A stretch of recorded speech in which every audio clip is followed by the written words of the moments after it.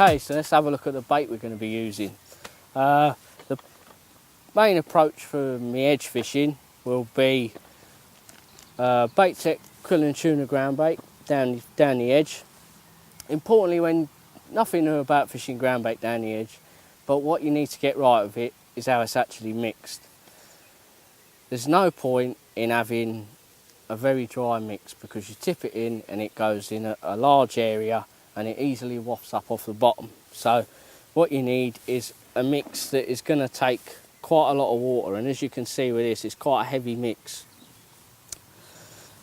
When you know it's right, I mean, this ground bait takes about 2.5 pints of water per bag. So once you've put that in, it should end up something like this, which basically you put your hand one side of the bucket, pull your hand across, and if it starts clagging up against the side of the bucket in your hand like that and makes a loose ball and then goes back to crumb, that's absolutely perfect for any sort of margin fishing.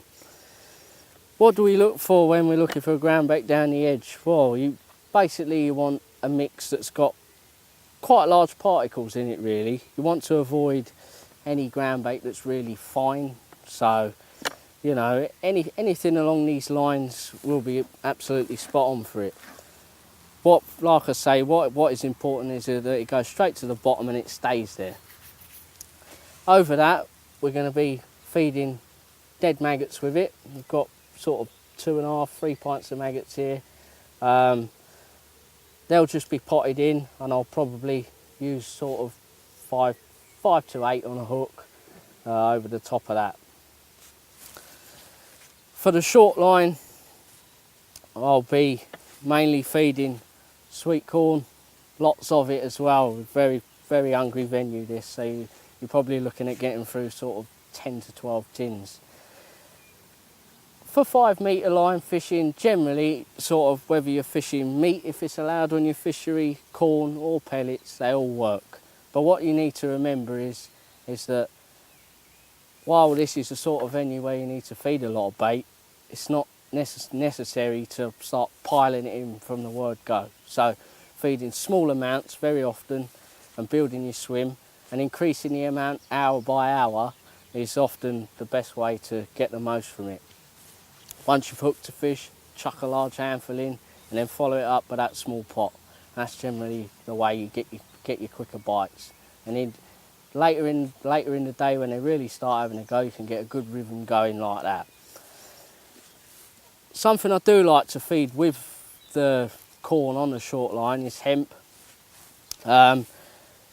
Sort of as an initial feed and to sort of rejuvenate your swim more than anything. I don't really like feeding lots of hemp throughout the day. I find that it can cause you a few problems with fish coming off the bottom and all the rest of it. So when the fish arrive and you're fishing on that line, just corn while you're building it up and feeding initially, then feeding some hemp. Or if you feel like the fish have moved away, topping up with a big pot of hemp can often build your peg back up.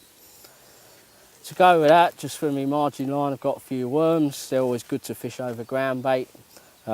Just two dendras on a hook. So just a big target bait, and that's generally what you're going for when you're looking for a big hit later in the day.